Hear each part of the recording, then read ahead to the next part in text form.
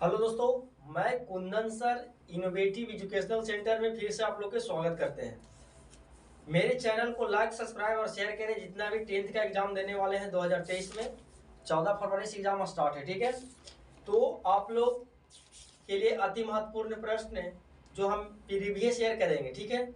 चलिए, तो previous year question हम लोग फिलहाल कर रहे हैं साइंस का, ठीक है। तो देखिए, क्वेश्चन कहता है फ्लोएम उत्तक द्वारा कार्बोहाइड्रेट का परिवहन होता है। फ्लोएम उत्तक द्वारा कार्बोहाइड्रेट का परिवहन होता है, लिख देते हैं, ठीक है। चलिए, लिखे में थोड़ा टाइम लगेगा, है ना।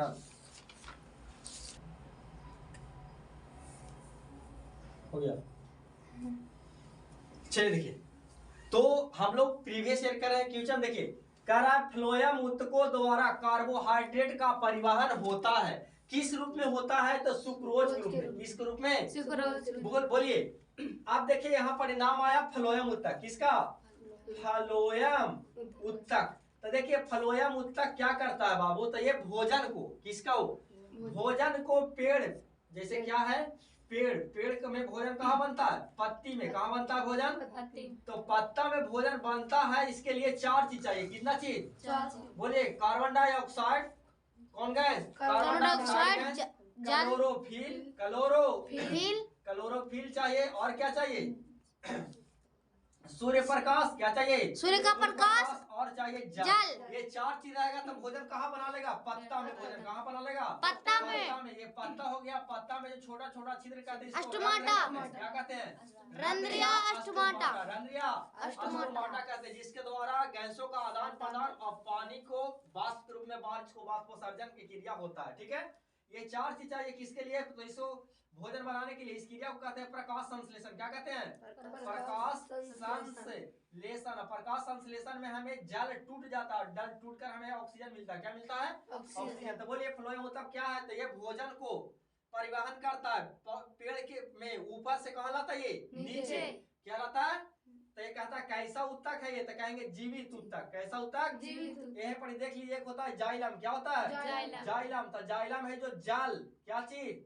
जल प्लस खनिज। जल प्लस खनिज को लाने ले जाने में मदद करता है। और ये कहां से ले जाता है? नीचे से। कहां से?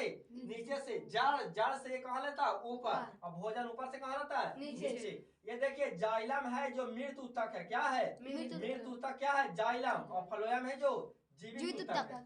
कोई दिक्कत? अब देखिए, यहाँ कार्बोहाइड्रेट कहते हैं ग्लूकोज, C6H12 O6। इस प्रकार का भी है वो। क्या है? कार्बोहाइड्रेट। कार्बोहाइड्रेट का कह सकते हैं किसको? ग्लूकोज को। किसको? ग्लूकोज हो गया, ठीक है ना। ग्लूकोज, सुक्रोज, ठीक है। तो देखिए, ग्लूकोज का अनुसूत्र क्या होता है? C6H12O6 होता है। फिर यहाँ पर बोलिएगा चीनी। चीनी का होता है C12H11 होता है। तो देखिए, कहता है कि ऊर्जा का सबसे बड़ा स्रोत क्या है? कार्बोहाइड्रेट। ऊर्जा का सबसे बड़ा स्रोत कार्बोहाइड्रेट। हमको किससे सबसे ज्यादा ऊर्जा मिलता है? कार्बोहाइड्रेट से। किससे? कार्बोहाइड्रेट से। और दूसरा सबसे बड़ा स्रोत क्या है? तो वसा हो जाएगा। क्या चीज? वसा मतलब घी, वनस्पति घी माने डालडा। और एक जंतु घी होता है जो गाय भैंस ऊंट से मिलता है, ठीक है। चलिए, अब परिवहन मतलब समझिए, परिवहन एक वैसा तंत्र है, माध्यम है, जिसके सहायता से एक वस्तु को दूसरे वस्तु तक या एक स्थान से दूसरे स्थान तक पहुंचाना है। जैसे इसी में हो जाएगा रक्त परिवहन, रक्त को एक स्थान से दूसरे स्थान तक पहुंचाना, ठीक है ना। भोजन को एक स्थान से दूसरा स्थान, पानी को एक स्थान से दूसरे, सब परिवहन के द्वारा, ठीक है। चलिए, अब दूसरा क्वेश्चन हम लोग देखिए। चलिए, तो यहाँ पे हम लोग जो पिछले क्वेश्चन में देखे, आप देखे कहता प्रकाश संश्लेषण के क्रिया होते हैं। तो कहेंगे जितना भी सभी प्रकार का हरे पेड़ पौधे में क्या होता है? प्रकाश संश्लेषण। इसके लिए 4 चीज हम लोग देखे। आगे देखिए, तिलचट्टा में कितना जोड़ा रंध्र पाया जाता है? 10 जोड़ा। कितना जोड़ा पाया जाता है? 10 जोड़ा पाया जाता है। बोलिए, तिलचट्टा में कितना जोड़ा रंध्र पाया जाता है? 10 जोड़ा। अच्छा, बोलिए मेढक में कितने कोष? 3 कोस, मेढक में 3 कोस, मछली में 2 कितने कोस, मछली में 2 गो, और तिलचट्टा में कितना रंध्र जोड़ा? 10 जोड़ा, मेढक में क्या गो? 3 गो, 3 गो कोष्ठ पाया जाता है। मछली में कितना? 2 कोष्ठ। लेकिन स्तनधारी क्या है? क्या है? स्तनधारी, धारी, धारी, स्तनधारी, स्तनधारी में कितने होते हैं? 4, 4। और मनुष्य में भी कितने होते हैं? 4, मनुष्य में कितने होते हैं? 4 कोष। कोई दिक्कत? नहीं चलिए इसके बाद बोलिएगा प्रकाश संश्लेषण।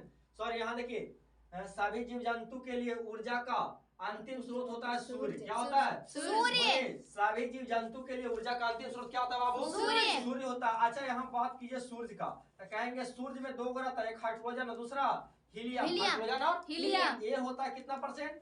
71% रहता है, और ये होता है 28%। एरा में प्लस में 1% अन्य गैस रहता है, 1% अन्य गैस रहता है। तो बोलिएगा ये ब्रह्मांड का बात है। कहाँ? ब्रह्मांड में सबसे ज्यादा कौन गैस? तो कहेंगे हाइड्रोजन। कितना परसेंट? 71%। तो ये दोनों मिलता है अति उच्च ताप पर, जब इसको गर्म होके मिलेगा ना, इसी क्रिया को कहते हैं नाभिकीय संलयन। नाभिकीय संलयन। बोलिए नाभिकीय संलयन। तो बोलिए सूर्य हमें किस क्रिया से सूर्य हमें प्रकाश देती है? नाभिकीय संलयन द्वारा। हमें कौन कौन गैस मिलता है? हाइड्रोजन और हीलियम 1% अन्य गैस, 71% हाइड्रोजन, 28% हीलियम। ठीक है। अब देखिए सूर्य का प्रकाश पृथ्वी पर आने में कितना 8 मिनट 20 सेकेंड, 8 मिनट 20 20 सेकेंड लगता है। ठीक है, ये हो गया इसका प्रश्न। चलिए इसके बाद आगे सुनिएगा, ये हो गया। इसके बाद देखिए आगे क्या रहा, क्या कि प्रकाश के परिवर्तन के कितने नियम होते हैं? 2 नियम। प्रकाश के परिवर्तन के होता है 2 नियम।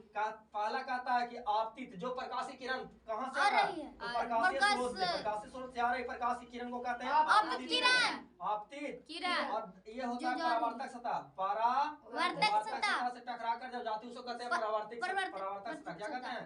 परावर्तक सतह। तो ये हो गया कौन किरण? परावर्तित किरण। परावर्तित किरण। किरण होता है। तो आपतित किरण और परावर्तित किरण, और तथा आपतन बिंदु पर खींचा गया लंब अभिलंब आता है, एक ही बिंदु पर आता है। ये कैवा नियम हो गया? पहला नियम। बोलिए प्रकाश के परिवर्तन के कितने नियम? 2 नियम। नियम होते हैं। पहला कहता है कि आपतित किरण और परावर्तित किरण और आपतन बिंदु पर खींचा गया अभिलंब तीनों कितना एक ही बिंदु पर होते हैं। अब देखिए दूसरा जो रहता है, दूसरा कहता है कि आपतन कोण आई और परावर्तन कोण आर दोनों आपस में क्या होते हैं? बराबर। ठीक है, यही कहता है 2 नियम। चलिए इसके बाद आगे सुनिए, कहता क्या है कि प्राकृतिक संसाधन नहीं है। तो देखिए प्राकृतिक संसाधन वायु है, माने हवा है, जल है, मिट्टी है, और जल का अनुसूत्र होता है H2O होता है। अब बोलिएगा कपासी मिट्टी या रेगुड़ मिट्टी। रेगुड़ मिट्टी को कहते हैं कपासी मिट्टी। कपास ज्यादा उसमें उगाया जाता है, ठीक है ना। या काली मिट्टी भी कहते हैं। क्या कहते हैं? काली मिट्टी, रेगुड़ मिट्टी या कपासी मिट्टी कहते हैं। तो ये हो जाएगा जीवधारी। जीवधारी है जो प्राकृतिक संसाधन नहीं है। प्राकृतिक माने जो नेचुरल हो, भगवान द्वारा बनाया है। अवर्त सारणी में प्रथम वर्ग को क्या कहते हैं? बोलिए अवर्त सारणी को जो रहेगा हा ली ना के रब से फरियाद, रब से हालिना के रब से फरियाद। Hydrogen, lithium, sodium, potassium, rubidium, caesium और फ्रांसियम, ये सब जो हो गया प्रथम वर्ग के। क्या है? प्रथम वर्ग के तत्व है। अब देखिए प्रथम तत्व के है तो इसको कहते हैं क्षारीय धातु। क्या कहते हैं? क्षारीय धातु। और दूसरा में क्या है? बेटा मांगे। बोलिए बेटा मांगे सुंदर कन्या बाप राजी। बाप राजी हो जाएगा। तो देखिए यहाँ जो हो जाएगा इसको कहेंगे, दूसरा वाले को क्या कहते हैं? तो क्षारीय मृदा धातु। बोलिए क्षारीय मृदा धातु कहते हैं। चलिए फिलहाल इतना ही। वीडियो देखने के लिए धन्यवाद। मेरे इस चैनल को लाइक, सब्सक्राइब और शेयर कीजिए, ठीक है, जिससे कि मेरा वीडियो आप तक पहुंचेगा। और जितना भी 10th क्लास का है छात्र उस जितना से ज्यादा जोड़ने का प्रयास करें। मेरे चैनल को सब्सक्राइब, लाइक और शेयर करें। धन्यवाद। Thank you very much.